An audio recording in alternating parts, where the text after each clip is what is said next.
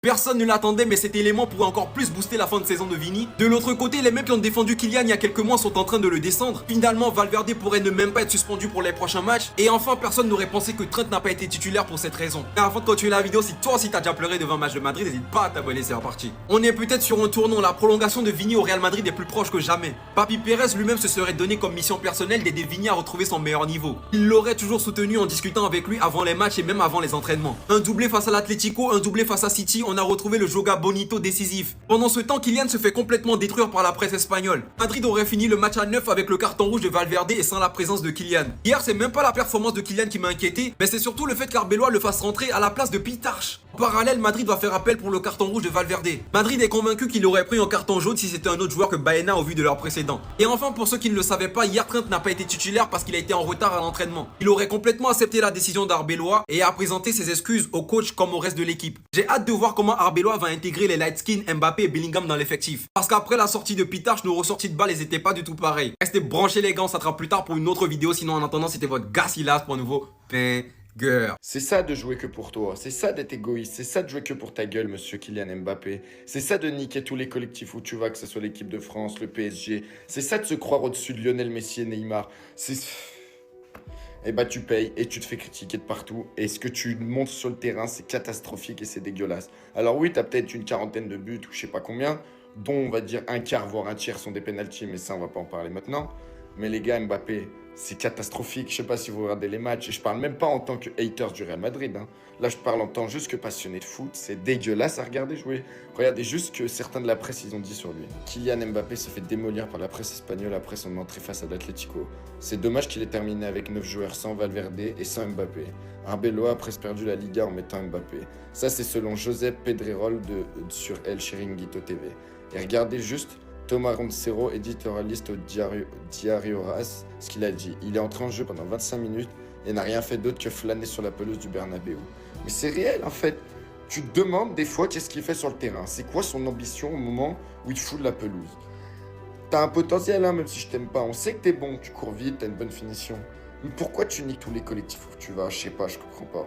Ça fait même pas 30 minutes qu'il est de retour, les gars. 30 minutes. Il se fait déjà allumer par la presse madrilène. C'est pas moi qui le dis, les gars. C'est la presse madrilène. Carrément, t'as certains journaux qui t'ont même dit le Real était à 10 contre 11, mais quand Mbappé est rentré, ils étaient à 9 contre 11. Et c'est la vérité, les gars. C'est la vérité. Il y a une chose qui faisait la force du Real Madrid pendant l'absence de Mbappé. C'est pas comment dire, c'est pas le niveau de Vinicius, c'est pas le niveau individuel de tel et tel joueur, c'est le pressing collectif de cette équipe du Real. C'est ce qui a fait très mal à l'Atlético. C'est ce qui a fait très mal à City. C'est ce pressing qui était super bien organisé, super bien emmené, et où tous les joueurs participaient. Ce que Mbappé n'a pas fait quand il est rentré. Ce que Mbappé a eu du mal à faire quand il est rentré, en fait, tout simplement. Et c'est ça la réalité aujourd'hui. Elle est là, la réalité aujourd'hui. C'est que, voilà, ce pressing-là, tu le verras jamais. Tu le verras peut-être pendant quelques minutes, tout ça, voilà. Mais on sait très bien qu'il le fera jamais. Vous savez pourquoi il le fera jamais? Pas parce qu'il ne veut pas le faire, mais parce qu'il sait très bien que s'il doit presser, jamais il aura la même fraîcheur physique pour pouvoir juste derrière aller accélérer et aller faire les appels juste derrière. Monsieur Mbappé se préserve juste pour faire les appels, juste pour aller pour voilà, faire ce qu'il sait faire le mieux, pour pas dire la seule chose qu'il sait faire, à savoir voilà, partir dans le dos d'une défense qui est très haute et pour pouvoir juste derrière, comment dire, se créer des occasions et exploiter des espaces comme ça en fait. Et vous voulez qu'on soit nostalgique de quoi? En élimination directe en Ligue des Champions. Dembélé, il est arrivé à 2 ans et demi, 14 goals et assists déjà. Gvara, l'hiver dernier, il est arrivé. 11 goals et assists. Mbappé, 8 ans. 11 goals et assists au PSG. Neymar, 10 goals et assists avec ses milliards de blessures. Neymar, il nous a emmenés en finale de Ligue des Champions. Dembélé, il nous a emmenés en finale de Ligue des Champions. Gvara, il nous a emmenés en finale de Ligue des Champions. Mbappé, il nous a pouqué à vos griffes, les frères. Enrique, à l'ancien, on l'a pris pour un fou quand il a dit ouais, je m'en balèque d'un mec qui met 70 buts à l'année. Ça sera toute l'équipe qui marquera des buts maintenant. Regardez, Barcola, 19 goals et assists. Cette saison, hein. Gvara, 22 goals et assists. Dembouz, 22 goals et assists. Désiré Doué, 14 goals et assists. Et il y en a encore plein qui ont marqué. Hein. Rien à voir, mais hier, vous m'avez envoyé des messages. Pourquoi j'ai pas fait de débrief quand l'OM a perdu?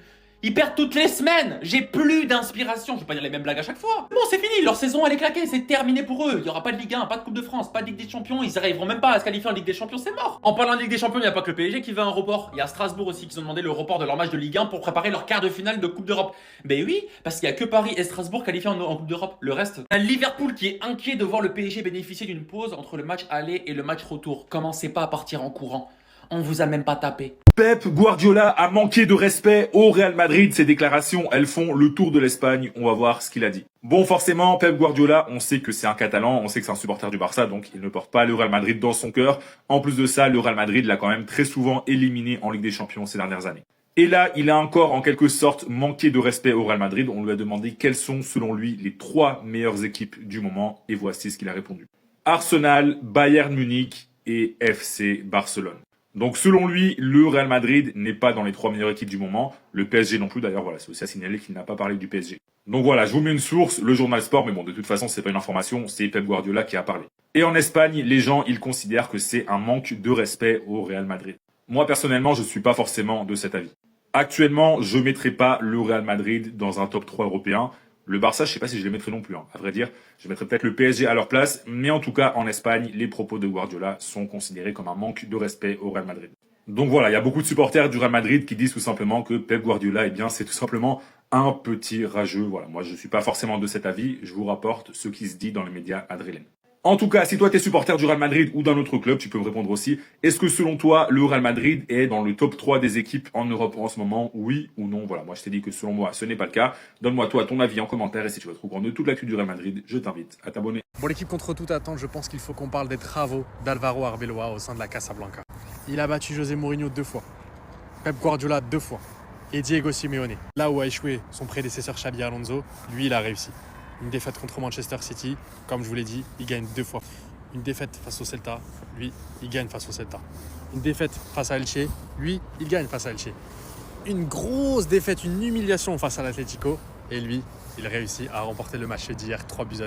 Et on va pas se mentir, le calendrier joue en sa faveur. Le Real Madrid a 4 points de retard sur le FC Barcelone, mais ces derniers doivent aller se déplacer à l'Atlético. Ils jouent contre l'Espagnol, le Celta, Retafe Osasuna et ensuite le Classico. Et regardez, de l'autre côté, Mallorca, Girona, Alaves, Betis, l'Espagnol et le Classico. Dites-moi ce que vous en pensez, mais je pense que tout est possible. Je pense qu'Alvaro Arbeloa peut faire monter encore l'équipe en puissance. Il y a beaucoup d'axes aussi où on doit vraiment le remercier, où on doit rendre à César ce qui appartient à Arbeloa. Déjà, il a clairement renforcé le milieu de terrain en remettant Valverde à son poste de prédilection, en lui redonnant confiance. Il a remis Vinicius Junior dans le droit chemin, en lui donnant la confiance, l'amour, toute l'affection dont il avait besoin. Parce que ce Brésilien, je vous assure qu'il fonctionne à l'affect. Et il a très bien compris Arbeloa en tant qu'ancien joueur. Il a su comment le manager et regardez comment ça fonctionne. Il a profité de la blessure et l'absence d'Mbappé qui lui a libéré complètement le côté gauche. Et je finirai là-dessus.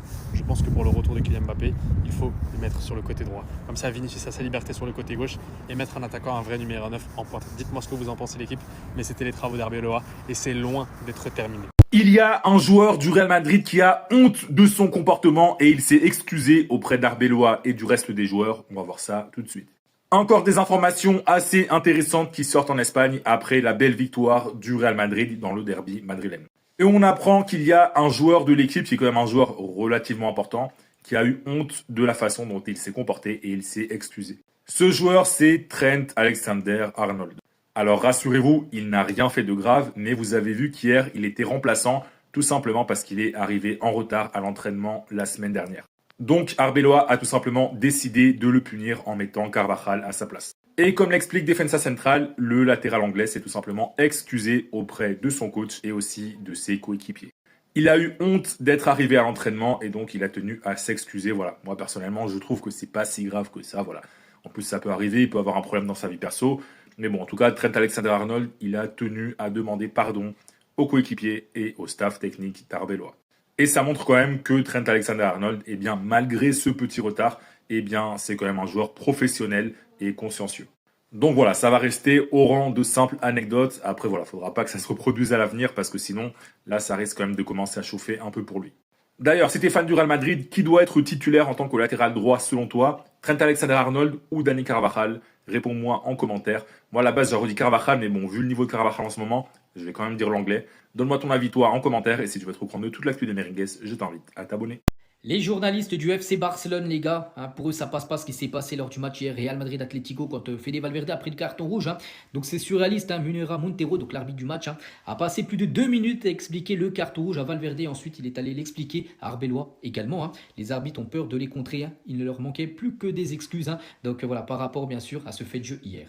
Et toujours aussi sur ce match, les caméras aussi de Movistar qui diffusaient le match en Espagne ont capturé la scène entre Arbeloa et l'arbitre Munero Montero. L'arbitre demandait à Arbeloa la permission de parler. C'est à peine croyable.